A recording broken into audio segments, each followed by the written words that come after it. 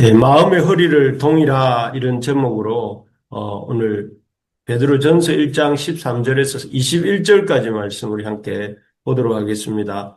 어제와 그제부터 계속 우리의 이 지금 1장 13절에서 21절의 본문을 우리가 함께 보고 있는데요. 어제는 말씀을 통해서 우리의 정체성이 그 하나님의 미리 하심과 성령의 기름 부으심으로 그리스도의 핏부림을 얻기 위하여 택감을 받은 자다 하는 것을 보았습니다. 그렇다면 이런 정체성을 가지고 하나님의 부르심 택함 받은 자요 또 하나님의 참 이 거룩한 백성이 된 자로서 구체적으로 어떻게 살아야 되는지 실제적으로 어떻게 살아야 되는지를 이렇게 나누고 있습니다. 그래서 어떻게 사는 것이 삼위 하나님의 백성으로 택함 받고 또 하나님의 거룩한 하나님 나라의 백성이 되어서 이 땅에서 거룩한 나그네가 된 우리의 삶에 합당한 방식인가 하는 것이 이제 이 13절로부터 이어지는 구절들에서 베드로 사도를 통해 주시는 말씀인데요. 첫째는 우리가 하나님의 백성을 하나님의 택함을 받은 자로서 사는 삶의 모습은 우리에게 주실 은혜를 온전히 바라는 것이다 하는 것이었습니다. 13절 후반부에 나오는 것처럼 예수 그리스도께서 나타나실 때 너희에게 가져다 주실 은혜를 온전히 바랄지어다 라고 되어 있습니다. 참 우리는 참 은연중에 처음 믿을 때 받은 은혜를 이렇게 은혜의 자리에 머물면서 일생 동안 그 언저리를 머물고 있을 때가 많습니다.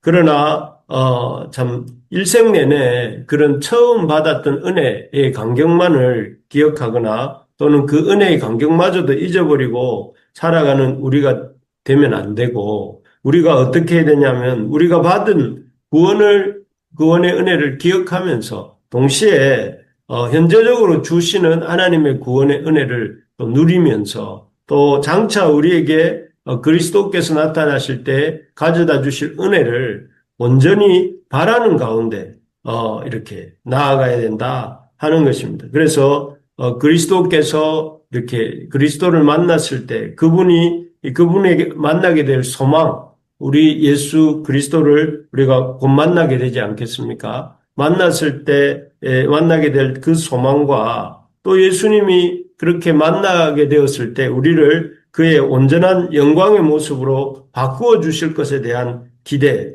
그리고 그 기대와 소망 때문에 우리의 삶에 있어서 우리에게 주어진 일들에 최선을 다하고 살아가는 우리가 되어야 된다 하는 것입니다. 그래서 우리가 참 하나님의 은혜를 온전히 바라는 자로서 하나님의 택함 받은 백성으로서 가져야 될 첫 번째 자세가 삶의 태도가 구체적인 삶의 모습이 하나님이 주실 은혜를 또 온전히 바라는 모습 하나님이 주신 은혜만 생각하는 것이 아니라 주시고 있는 은혜 또 주실 은혜를 기대하면서 또 특별히 우리 주님 다시 만날 그날을 기대하면서 주님의 영광의 형상으로 변화될 그날을 기대하면서 우리가 믿음으로 살아야 된다 하는 것입니다. 만약에 우리의 일상 속에서 이런 주님의 일하심에 대한 기대감이 없다면 우리가 우리의 마음의 믿음을 새롭게 해야 됩니다. 주님의 은혜를 소망하면서 또 기대하면서 믿음으로 살아가는 우리가 되기를 소망합니다. 두 번째로 보면 이렇게 이 하나님의 택하심을 받은 자라는 또 하나님 거룩한 나그네로서의 정체성을 가진 자로서 살아가야 될 삶의 방식이 무엇인가 하면 첫째는 은혜에 대한 사모함이라면 둘째는 거룩한 삶을 사는 것입니다. 거룩에 대한 이야기를 베드로가 길게 얘기를 합니다. 15절에서 16절을 보면 이렇게 되어 있습니다. 오직 너희를 부르신 거룩한 이처럼 너희도 모든 행실에 거룩한 자가 되라. 기록되었으되 내가 거룩하니 너희도 거룩할지어다 하셨느니라 이렇게 되어 있습니다. 거룩에 대해서 이렇게 길게 말씀하고 있는데요. 우리가 하나님의 택함받은 백성으로서 또 거룩한 나그네로서 이 땅을 살아갈 때에 우리 삶의 구체적인 태도가 어떠해야 되는가 하면은 소망에 대한 어떤 하나님에 대한 소망이 첫 번째라면 두 번째로는 거룩한 자가 되는 것입니다. 그래서 마치 이 축구 국가대표 선수의 가장 주된 사명은 축구를 잘하는 것입니다. 국가와 국가 사이에 축구 대회가 있을 때 축구를 잘하는 것이 그 축구 대표의 어떤 부르심의 목적이죠. 이걸 잘 못하면 이제 요즘처럼 축구가 이렇게 욕을 먹는 것입니다. 그래서 어쨌든 축구 대표 선수에게는 축구가 목적인 것처럼 우리 하나님의 백성, 하나님의 그런 성삼위 하나님의 택하심을 받은 그런 우리를 향하신 하나님의 목적은 우리가 거룩한 사람이 되는 것입니다. 이 거룩한다는 것은 세상과 구별되는 것입니다. 세상 사람들과 같지 않고 모든 방면, 모든 행실에서 하나님을 닮아가는 것이 거룩합니다. 하겠습니다. 그래서 해야 될 태도가 뭐냐면 14절에 보니까 이렇게 되어 있습니다. 우리가 어떻게 이 땅에서 거룩한 삶을 살 수 있는가 하면 너희가 순종하는 자식처럼 전에 알지 못할 때에 따르던 너희 사욕을 본받지 말라 이렇게 되어 있습니다. 그러니까 여기에서 말씀하고 있는 우리가 하나님의 닮아가는 거룩의 삶을 살기 위해서 포기해야 될 것도 있고 또 단념해야 될 것이 있는데 그게 뭐냐면은 하나님을 알지 못하는 때에 따르던 그런 사욕, 개인적인 욕망 이런 것이죠. 이런 것들을 내려놔야 된다 하는 것입니다. 그래서 이 육체의 욕망이 아니라 어떤 성령의 인도함을 따라서 하나님 나라를 꿈꾸고 또 하나님 나라를 이 세워가기 위한 삶을 사는 것이 그 하나님의 선택받은 백성의 삶의 모습이다 하는 것입니다. 그래서 어제도 말씀드렸지만 이렇게 살아갔던 대표적인 사람이 바울 사도였습니다. 바울은 예수님을 알지 못하던 때, 예수님이 부활의 주님이심을, 그리스도이심을 알지 못하던 때에 그는 욕망이 무엇이었냐면 바울의 욕망은 사람들에게 그 의로서 율법에서 말미암은 그 율법을 지킴으로써 의롭다 인정함을 받는 것이었습니다. 그래서 그는 자기가 얼마나 의로운지를 드러내기 위해서 사람을 죽이는 일에 앞장서기까지 했죠. 그 대표적인 사람이 스데반인데요. 바울은 자기 의를 이렇게 성취하고 또 자기 의를 드러내는 일에 그래서 사람들의 인정을 받는 일에 아주 이렇게 극렬하게 열심이었고 그래서 그 결과로 이렇게 사람을 죽이기까지 했고 또 참 그렇게 인생을 그렇게 살았습니다. 하지만 그가 예수님을 만난 이후에 어떻게 해야 됩니까? 철저하게 자기를 낮추고 하나님의 이끄심과 성령의 인도하심을 따라서 이 소아시아와 구브로와 갈라디아와 마게도냐, 빌립보 이런 곳에서 가서 천막을 만들면서 복음을 전하면서 주님께서 맡겨주신 말씀 양육 사역을 묵묵히 감당합니다. 그럴 때 그는 점점 어떻게 됐습니까? 주님을 닮은 거룩한 신앙인의 모습이 되었고 또 하나님이 기뻐하시는 그런 인생이 되었다는 것입니다. 그렇습니다. 우리가 거룩하게 살기 위해서는 우리의 개인적인 욕망을 따라 사는 삶을 사는 것이 아니라 성령의 인도함을 따라 살아야 된다 하는 것을 우리가 마음에 새겨야 되겠습니다. 우리가 참, 이 땅에 살아가는 동안 여러 가지 이런 욕망들이 있지 않습니까? 소유욕, 과시욕, 또 정욕, 식욕, 또 여러 가지 욕망들이 많이 있는데 이런 욕망을 따라 살지 말고 하나님의 그 인도하심, 성령의 인도하심과 하나님이 주신 또 이 예수 그리스도의 복음을 알고 또 전하는 이 삶을 살고자 몸부림치고 애써야 된다 하는 말씀.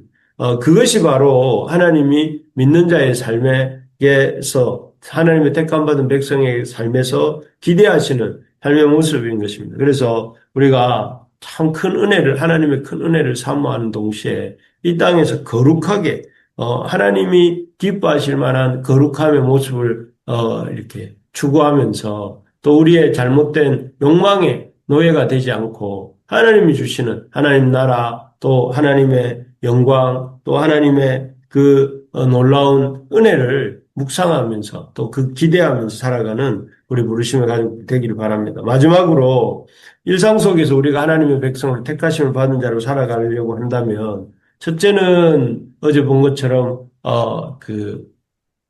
하나님의 은혜를 온전히 사모하고, 둘째는 거룩해지는 것이라면, 세 번째는 하나님 예수 그리스도의 그 피를 보배롭게 여기라 하는 것입니다. 여기 18절부터 보면 이제 갑자기 예수님의 피에 대한 이야기가 나옵니다.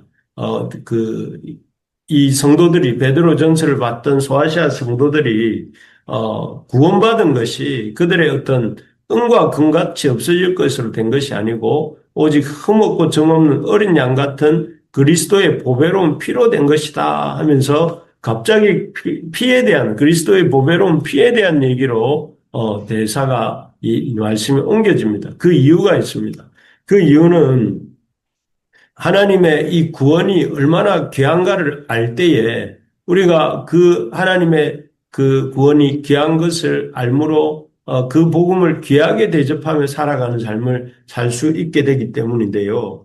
원래 이 세상에 있는 금속 중에 가장 변하는 성질이 적고 비싼 양이 적어서 비싼 금속이 바로 은이나 금이 그럴 것입니다. 그런데 이 은이나 금, 이 땅에서 우리가 가장 가치 있다고 생각하는 은이나 금도 어떻습니까?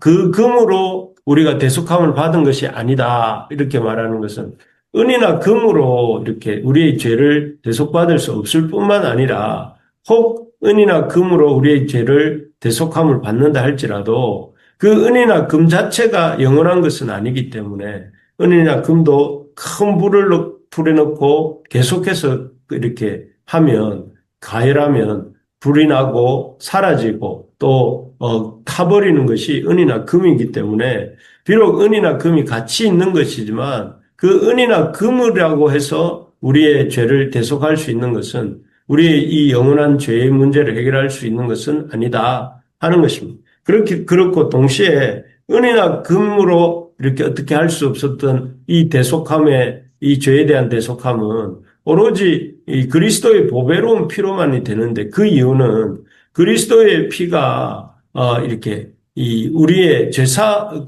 그리스도가 하나님이시고 하나님이신 그리스도를 통해서 우리 그 피를 흘려주심으로 말미암아 우리의 모든 죄가 단번에 완전히 영원히 이렇게 사함을 받게 된 것 아니겠습니까? 그래서 참 이 주님의 보배로운 피를 귀하게 여기고 또 그 보배로운 피에 대하여서 소망을 가지고 또 그 보배로운 피를 이렇게 적극적으로 하나님 앞에 하나님의 백성들이나 하나님을 아직 알지 못하는 이들에게 전해주는 일이 우리의 삶의 방식이 되어야 된다 하는 것입니다.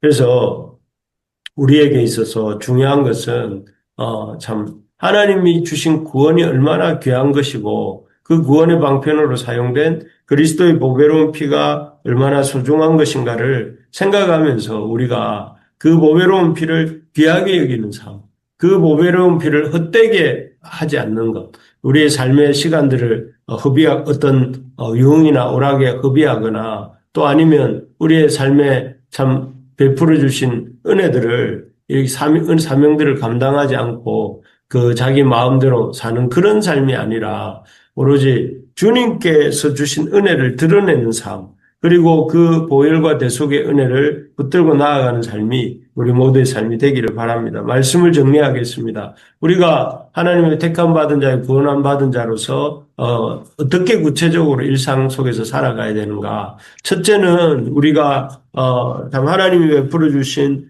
그 은혜에 대해서 완성될 은혜에 대한 소망과 기대감을 가지고 살아야 되겠다 하는 것이었다면 두 번째로는 거룩하게 살아야 된다 하는 것. 그리고 세 번째로는 우리가 하나님 앞에 주신 보혈의 은혜를 귀하게 여기면서 그 보배로운 피로 말미암아 우리가 용납된 것과 더 이상의 우리를 하나님이 심판하지 않으신다는 것을 신뢰하면서 그러나 그렇다고 해서 우리의 삶이 되는 대로 사는 것이 아니라 하나님 앞에서 최선을 다해서 사는 그런 삶이 되는 우리 부르심의 가족들 다 되시기를 주의 이름으로 축복합니다.